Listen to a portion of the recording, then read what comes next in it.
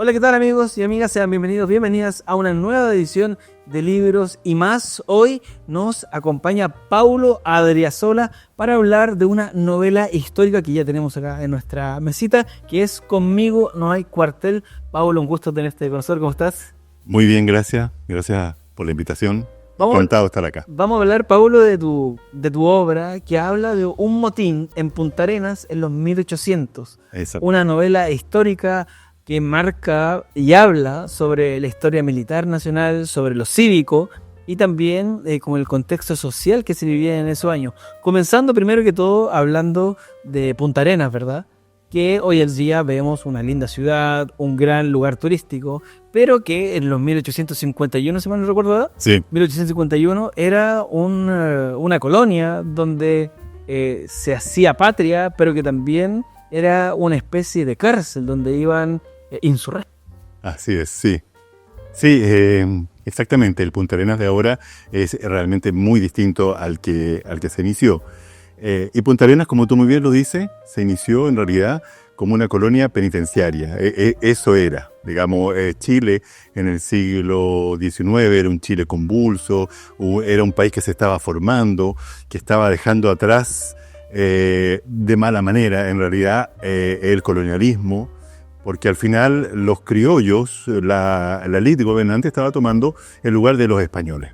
Entonces era muy convulso. Entonces la forma que tenían los gobiernos era o pena de muerte o el confinamiento, digamos. Y uno de los lugares que enviaban, o que empezaron justamente a enviar en ese tiempo, pensemos que Punta Arenas se funda por el general Mardones en 1848. Primero fue el Fuerte Bulnes, Claro. digamos, en nombre del presidente Bulnes. Y luego él se traslada a la Punta Arenosa, ¿no es cierto? Y ahí quedó el nombre De Punta Arenas. Y arman esta colonia, que también tenían colonos también, personas que iban allá. Claro, que tienen que buscarse una vida literalmente como... Claro, en ese exactamente, tiempo. exacto. Pero era una mezcla además tremendamente explosiva, como realmente al final ocurrió, porque convivían todos sin ninguna diferencia. Por ejemplo, había 100 solteros y 2 solteras. Claro. Y muchos de ellos estaban confinados. O sea, confinados significa que eran presos, estaban cumpliendo una sentencia en ese lugar. Y aparte que lo relata en el libro, no es lo que...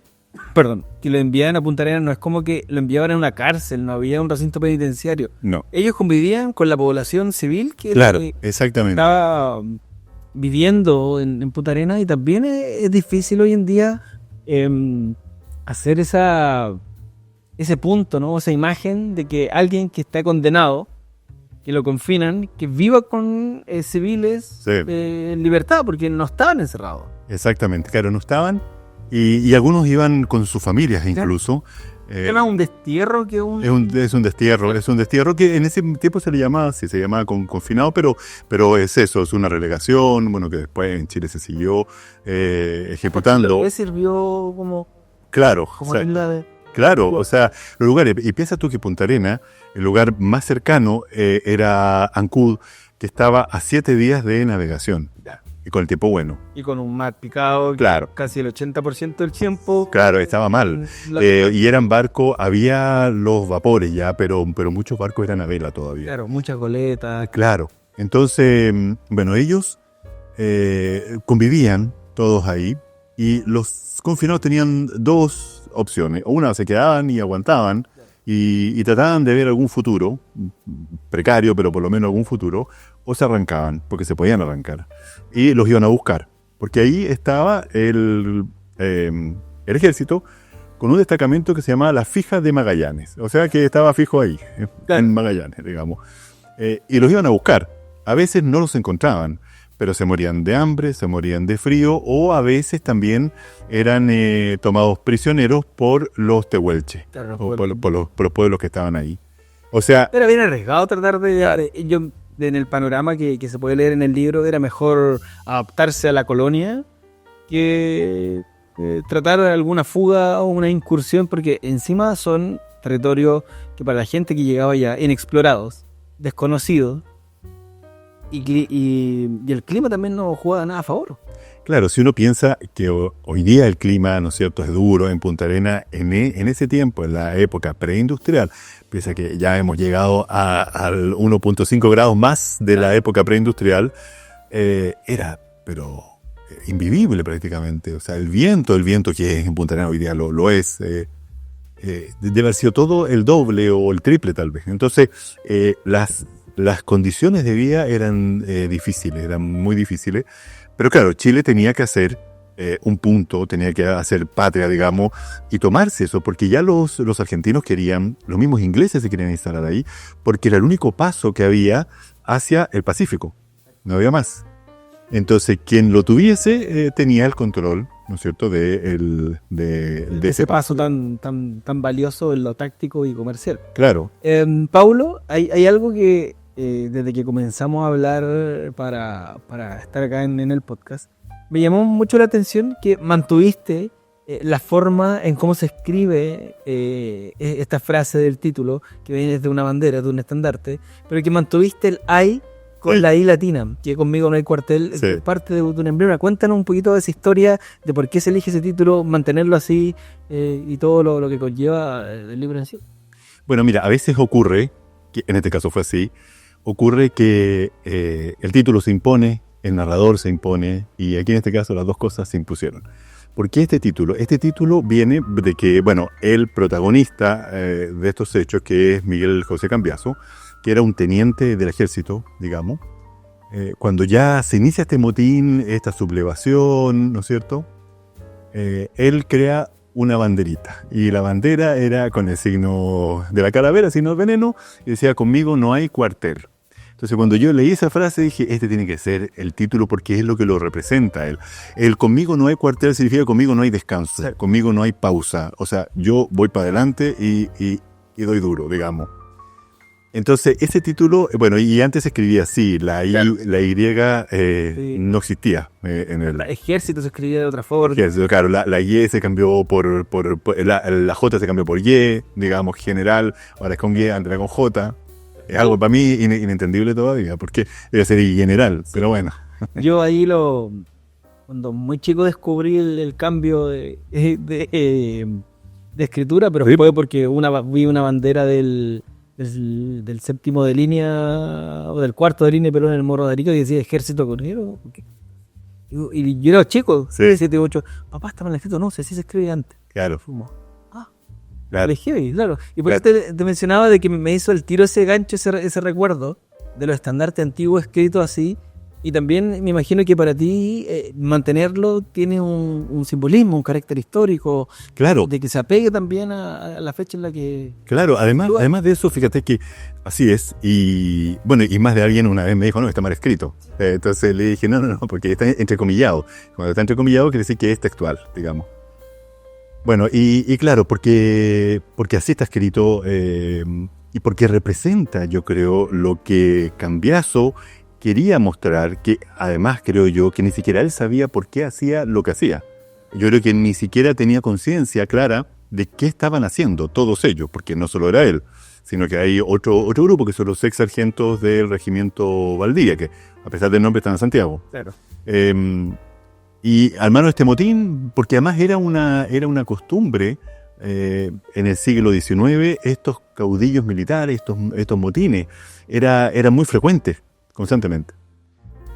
Bueno, entonces el título se impuso, y además porque está escrito como se escribía antes, sí, porque por ahí vi un libro que le cambiaron la I, pero no. Entonces era su estándar, su banderita que él creó para darle más simbolismo a este motín, digamos.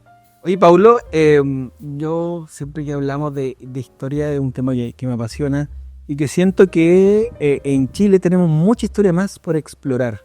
¿Va por ahí tu función de escribir este libro, de investigar sobre los acontecimientos? Porque si bien una novela histórica, está basado en hechos que ocurrieron, que sucedieron. Cuéntanos ahí qué tan de ficción hay, qué tan de historia y documentación hay también para contar la vida de Nicanor es la voz Exactamente. cantante en esta historia. Exactamente, claro.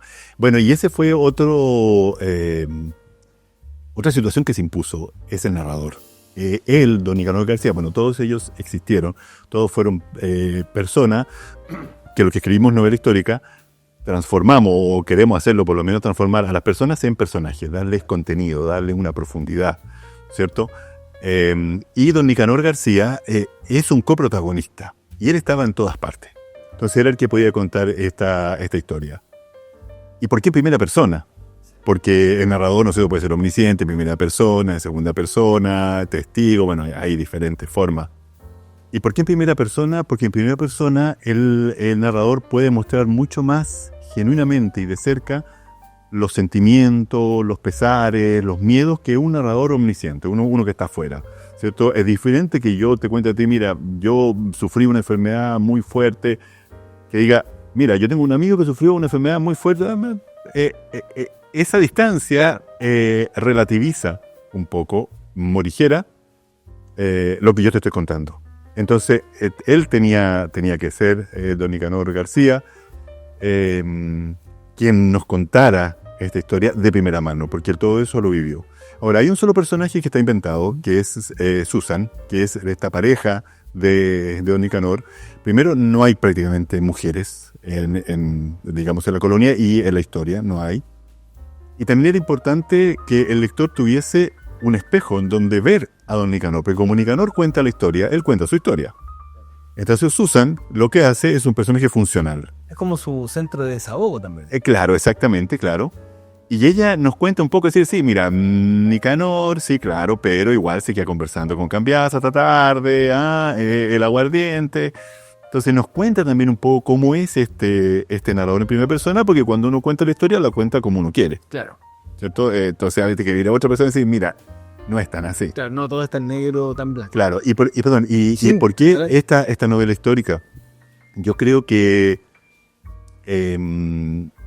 es importante tener en una sociedad diferentes miradas sobre hechos históricos, ¿no es cierto? Porque este es un hecho histórico que está documentado, no tanto en realidad. Hay un gran libro en el que yo me basé, de Armando Brown Menéndez, que es sobre Cambiaso, el último pirata del Estrecho se llama. Pero esa es una mirada objetiva, es una mirada de un historiador. Pero luego pueden venir otras miradas, que son las de los escritores que toman este hecho, lo ficcionan en donde no se sabe qué fue lo que pasó, en donde no se sabe qué fue lo que conversaron, Claro.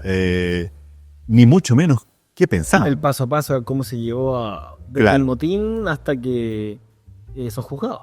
Exactamente, claro. Entonces, el escritor o escritora de novelas históricas tiene que hacer ese trabajo sobre la base de la realidad, ir llenando estos espacios. Y la literatura ahí cumple su objetivo, ¿sí? Su objetivo, que es crear un mundo cerrado, completo, porque la vida que todos vivimos es una vida fragmentada, aunque creemos que tenemos certeza, pero no tenemos ni una certeza, aunque creemos que todo está ordenado y que el día va a ser como yo creo que va a ser, pero en realidad, si nos ponemos a pensar bien, vivimos en una fragmentación constante. Y la literatura lo que hace entonces es tomar un mundo, Conectarlo. claro, y hacer una trama y crear un mundo completo, cerrado.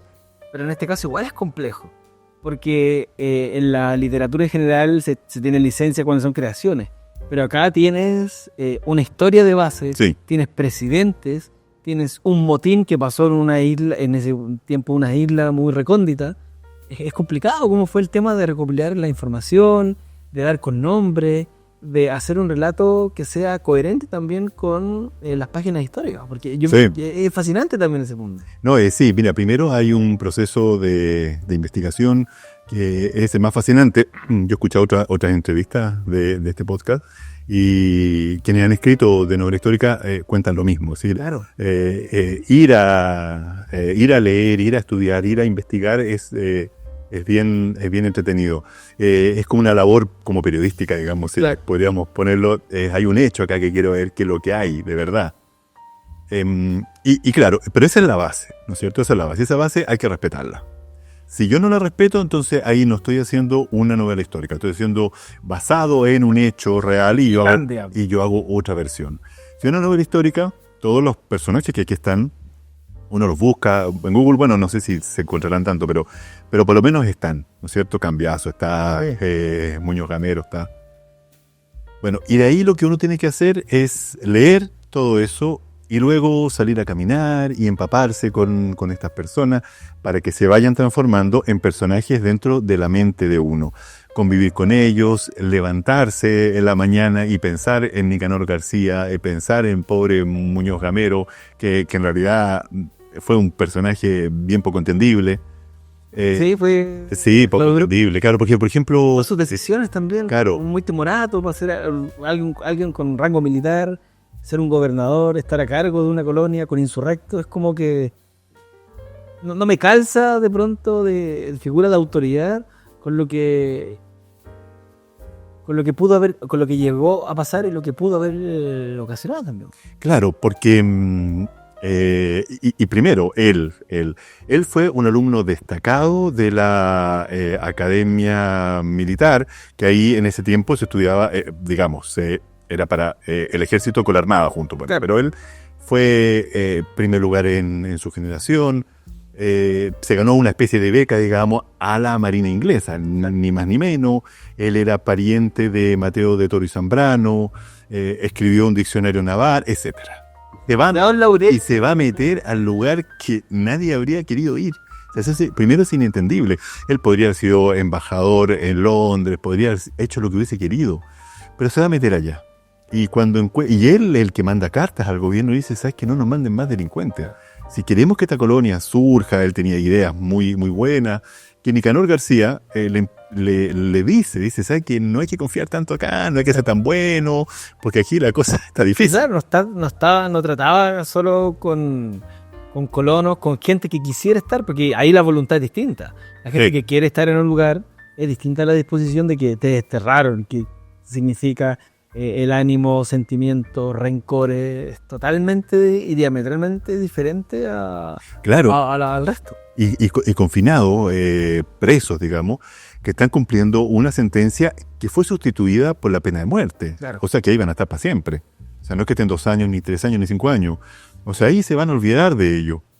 Salvo que después venga un indulto, una amnistía, que después venían, pero si no era el caso, ahí iban a estar. Y menos en un lugar tan olvidado como era en ese tiempo Punta Arenas. Claro, entonces ellos tenían un cierto régimen, pero era muy simple. O sea, se levantaban temprano, les daban café, de repente con aguardiente por el frío, y se ponían a cavar hoyos que después tenían que volver a taparlo, y así se pasaban. Y bueno, construían las casas, y no hacían más que eso. Entonces, bueno, y Muñoz Gamero se ve enfrentado a este motín y la verdad que no sabe qué hacer. No sabe cómo tomarlo. Él, como generalmente pasa en las revoluciones, en la Revolución Francesa pasó lo mismo con Luis XVI, que no hizo lo que tenía que hacer en el momento, que era actuar. Y Muñoz Gamero ocurrió lo mismo, no supo actuar y el motín se le desbordó. Y él hizo algo que también muy poco entendible, que se arrancó, ¿no es cierto?, en un bote, eran 10 personas, se les cayó, y todo eso es así, se les cayó un remo, con un solo remo, y llegaron al otro lado de la isla con un viento, un frío, pues se devolvieron porque fueron atacados por los tehuelches, y ahí se quedaron, pasaron varios días pasando hambre, frío, en vez de haberse quedado en el... Y eso es lo que no puede entender, por ejemplo, don Carlos García. Bueno, además. Entonces, claro, y ahí el motín va tomando cada vez más fuerza, pero cada vez también más inconsciencia. Es decir, si uno lee la historia, bueno, si lee esta novela, claro, además, se da cuenta que Cambiaso no sabe bien qué está haciendo ni por qué lo está haciendo. O sea, es un motín como autogestionado y autónomo, porque no estaba vinculado con nadie. No había ninguna otra conexión. Nada. Oiga, acá, para gente que se está interesando en el libro, acá habla de Montt, de los crucistas, de la Cruz, que también es un caudillo militar, y que, claro, encima hay una planificación que también es mala, porque envían a un montón de insurrectos que apoyaban a De la Cruz a una isla. Es como que, si uno ve la sucesión de hechos, es como... Nadie se percató de que podía pasar esto, porque lo estaban juntando a todos. Más allá que sea en un remoto, pero las insurrecciones o las revueltas así comienzan históricamente. Claro, es así. Claro, y lo que pasa es que tomaban esa decisión. Esto partió con esta revolución o revuelta del 20 de abril de 1851, ¿no es cierto? Que fue escrita y muy bien escrita por Blaise Gana en su Martín Riva. Martín Riva se instala también en ese mismo periodo histórico. Bueno, y a estos tomaron presos a muchos con pena de muerte y al resto, a este ex sargento del regimiento Valdivia, los enviaron a Punta Arenas. Pero también sin medir mucho las consecuencias de si en realidad qué iba a pasar, si se iban a volver a sublevar. Lo hacían porque era la forma nada más que tenían.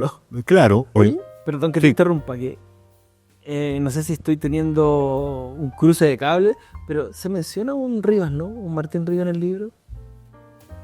Mira, hay como un guiño. Perdón, te quiero felicitar porque creo que eres de la primera persona que se dio cuenta que está Martín Rivas está ahí, en el libro. Sí, porque yo lo leí y dije, Martín Rivas. Espera, claro. Martín Rivas. Sí, el guiño. No dice Martín, dice Rivas. ¿No? Dice Rivas. Claro, pero mira, qué bueno. Te cuento, porque yo lo puse ahí, lo escondí, un personaje de ficción. Porque perfectamente podría haber sido, porque Martín Rivas ficción, obviamente, pero participó en eso. Y en la ficción a Martín Rivas arranca a Perú. Pero perfectamente en la misma ficción lo pueden haber tomado y lo pueden haber mandado a Punta Arenas junto con los demás. Es decir, eso me hizo. Yo puse a Rivas ahí, claro. O sea, mi cerebro entonces lo rellenó con Martín Rivas, pero se ve que has leído esta historia y que estás consciente. Porque, claro, y ahí Rivas yo lo puse con un guiño, digamos, y Susan se preocupa por este joven que le escribe cartas a su Leonor, que en la ficción es como su polola, digamos, con quien se casa después. Esos caminos me llevan Martín Rivas, Leonor, y ahí hice un raconto a mi memoria de lectura escolares. Yo esto no conozco, pero bueno, preguntaremos. Pero bien, porque los que lo leyeron nadie se ha dado cuenta. Ha pasado Rivas por ahí. Sí, es Martín Rivas. Sí. Oye, Paulo, y bueno, también tú lo mencionabas hace un ratito atrás, es una novela histórica, ficción tiene poco, de hecho solo para complementar las historias. ¿Cómo fue para ti encontrar la documentación de esta historia? Porque yo siento que en Chile tenemos mucho, pero mucho por explorar de nuestra propia historia, pero documentación hay poca, al menos que se sepa para el público. Sí. Me imagino que en la biblioteca pueden haber mucho, pero ¿para qué estamos con cosas? Ir a la biblioteca igual es tedioso, hay que de pronto saber buscar y entregarle esta info hacia la gente es muy valiosa. Pero quiero ir a donde nace esto. ¿Cómo fue para ti encontrar esta información? ¿Es demasiado engorroso? ¿Hay que saber ir a buscar? ¿O hay que...? No sé, me intriga el cómo ustedes hacen este trabajo de llegar a historias que generan novelas muy interesantes con un valor súper importante para la historia de Chile. Sí, mira, en general yo te diría que no es tan difícil, porque casi todo está en la Biblioteca Nacional, que fíjate, bueno, yo voy harto para allá y es cosa de interiorizarse un poco, la verdad que no es tan engorroso como uno pensaría. Y siempre hay personal ahí que están muy bien dispuestos a uno a enseñarle, a cómo buscar en pantalla. Y hay mucho también que está en internet en Memoria Chilena. Hay mucho que está ahí. Y bueno, primero yo partí con el título Cambiazo de Vicuña Maquena, ¿cierto? Vicuña Maquena escribió de todo lo escribió todo y escribió Cambiazo. Y ese está digital. Entonces, bueno, lo empecé a leer y claro, él como historiador no cumplía con las leyes de la historia, que es el más objetivo. Claro. Trata a Cambiazo mal las 200 páginas. Le dice que es un réprobo, que no sé cuánto, así. Y cuenta esta historia que un poco más, digamos, es muy subjetiva. Entonces, ayuda, pero no tanto, la verdad. Puede servir de una guía. Una guía, fue lo primero. Lo que es importante es que al final de ese libro aparecen las declaraciones de varios de los que estuvieron ahí, entre ellos don Nicanor García. Don Nicanor García escribió una cierta crónica, podríamos decir, a Vicuña Maquena a petición de él. Pero claro, si una lee es bien fome, la verdad. El hombre escribía bastante fome y muy puntual. Muy militarizado. No, fíjate que él era civil. Y eso es importante tenerlo claro. En ese tiempo en Chile existía la Guardia Cívica, que es una especie de servicio militar. Entonces era con el objetivo, portaliano totalmente, de mantener a la juventud fuera de los vicios, de mantener... O sea, me refería muy militarizado porque él, al menos en el relato, se ve una persona muy cuadrada, Sí, muy, sí, sí. muy servil de Dios, de la Sí, iglesia, sí, era muy, la institución. Claro. era muy claro, exactamente.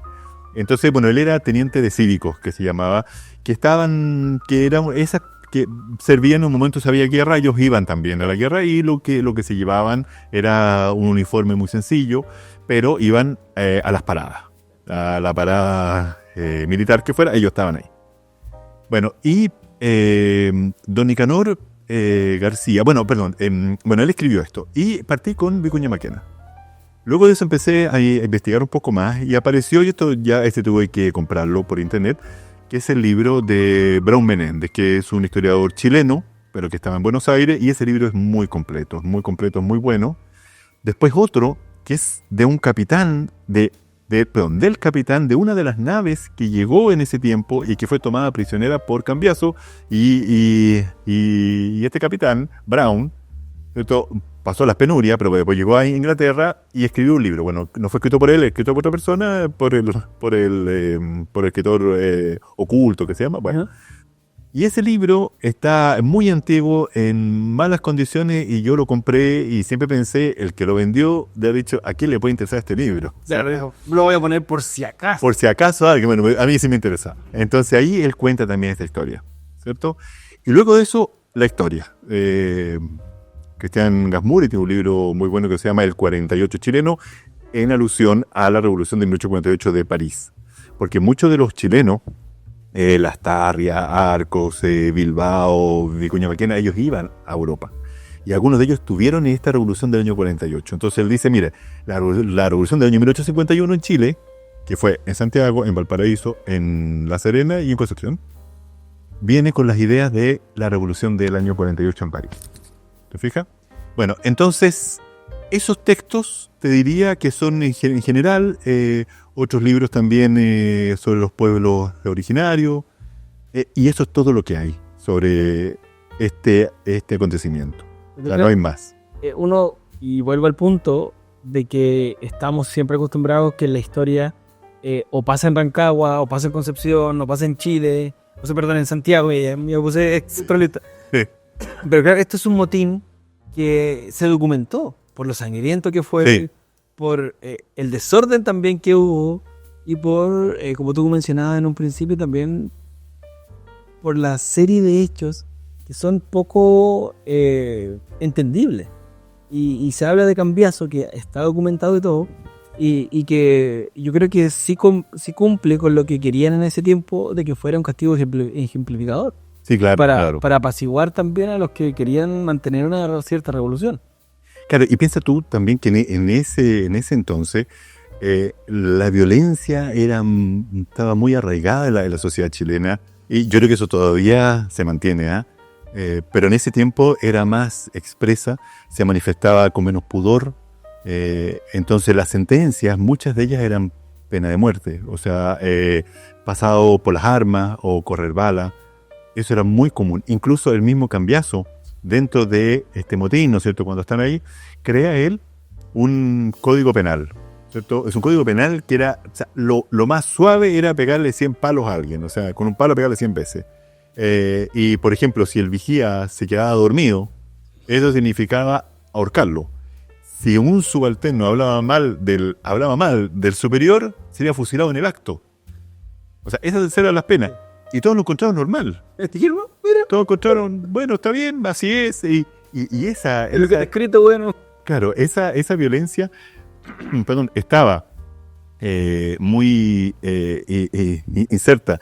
Entonces, la condena, por ejemplo, a Cambiaso, que obviamente, primero, es la degradación militar, que no es menor. El desenlace es terrible. Claro, que no es menor, es sacarle todas las insignias, todas las señas que fue militar él, hacer, digamos, el amago de romper su sable, como diciendo, tú no eres más militar, después te pones una túnica, es pasado por las armas, o sea, es fusilado, pero no solo eso con él. Él además fue condenado a ser descuartizado, que ese es un hecho que, tal como está ahí, fue, que esto pasó en Valparaíso. Pero- por eso su desenlace de vida, muerte, es tan terrible como la revolución que llevó a cabo y que si uno lee completo y llega hasta el final, pasa que, al menos me pasó a mí, que uno no puede sentir como pena o decir, pucha, qué injusto. Porque aquí vamos a tener detalles para no spoilear, pero todo lo que pasó es demasiado terrible y uno dice como... Es como de estos villanos que uno dice, pucha, se lo buscó. Como que me pasa eso con la historia. Claro, es que ¿sabes lo que pasa? Yo creo que ocurre con ciertas novelas, ¿ah?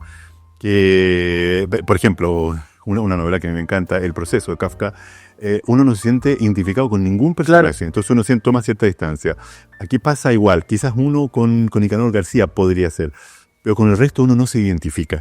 Es que pasa mucho que, como Nicanor García es quien lo cuenta, uno ya siente de pronto sus penurias, los cuestionamientos propios que Sus tiene, confusiones que tengas. confusiones. A mí, de verdad te lo digo, el final, creo que es entre el final y, espérame, y acá lo marqué, y lo que voy a marcar. Sí, bueno. Es precisamente en la mitad, en la página 100 y algo, y no, pero son como las partes que más angustia dan porque él no encuentra respuesta, busca un documento que nunca llega, Sí. y no sé, no quiero hablar más porque si no Sí. contaría más el libro, Sí. pero es interesante cómo uno puede llegar a conectar con él en cómo hace los nexos, en cómo se cuestiona, y en cómo se cuestiona dentro de todo lo que está pasando, con rangos militares, y también cómo lo llega a afectar también la vida personal. Es como que hace todo un cúmulo de eso. Esto ya, ojalá le vaya bien. Claro, y probablemente a él no le pasó ni la mitad de lo que yo digo que le pasó, Claro. digamos, porque yo lo transformé en personaje. Un personaje que tiene que tratar de no mostrar que fue persona. Ese es el desafío de los escritores de novela histórica. Crear personajes que uno no crea que fueron personas, que realmente fueron personajes. O que siempre lo fueron. Pero en el caso de él era un hombre de los pocos que sabía leer y escribir. Por lo tanto, el tono de su narración también es más bajo.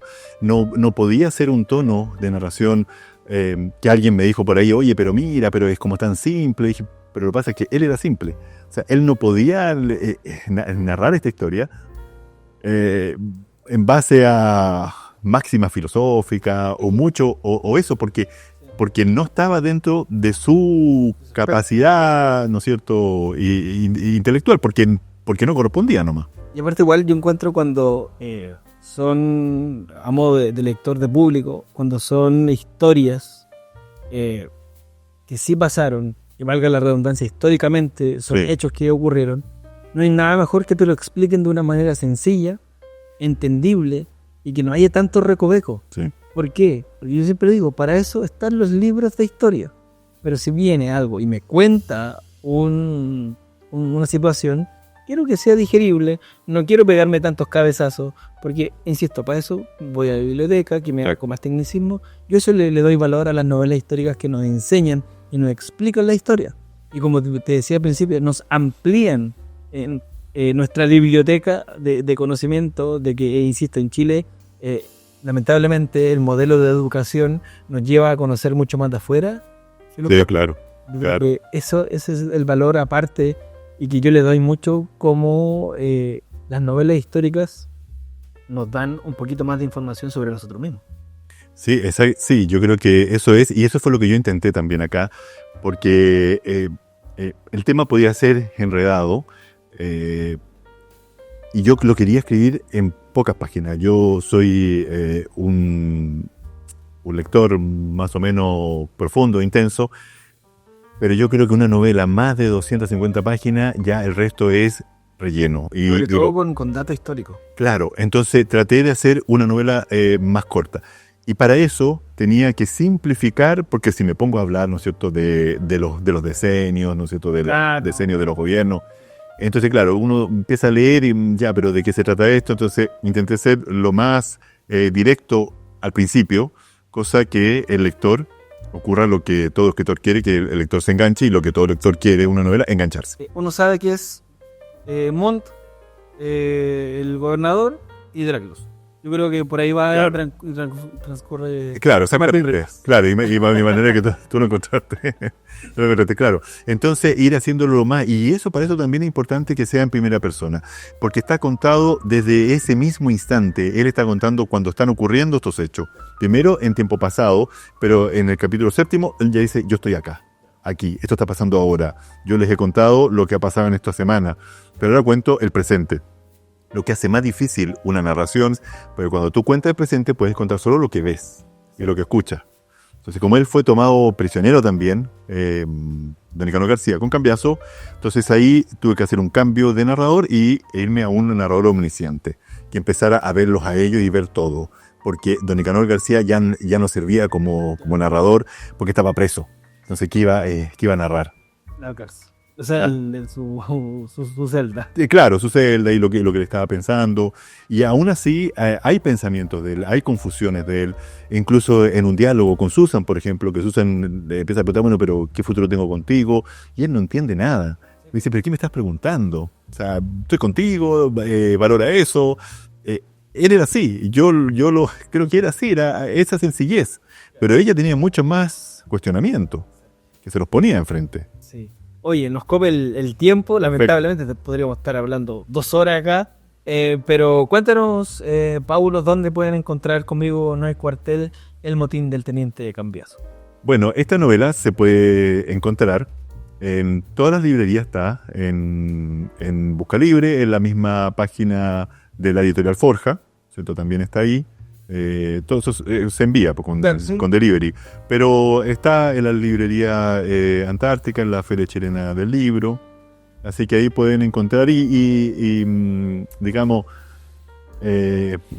meterse en esta historia que un poco conocida, para los puntarenenses sí lo conocen a Cambiaso, pero es poco conocida y tiene esa característica, digamos, que es un motín como autogestionado, digamos, bastante irracional, digámoslo, pero con mucha crueldad, con muerte, digamos. Sangre, sudor y lágrimas. Exactamente. Paulo de Areceles, entonces, muchas gracias por estar con nosotros en De Libros y Más. Muchas gracias a ti, encantado. Y a ustedes recuerdan ahí dejar en la cajita de comentarios algún libro que quieran sugerir que tengamos acá, suscribirse a nuestro canal de YouTube y siempre también más informaciones en t13.cl. Que te bien. Chao, chao.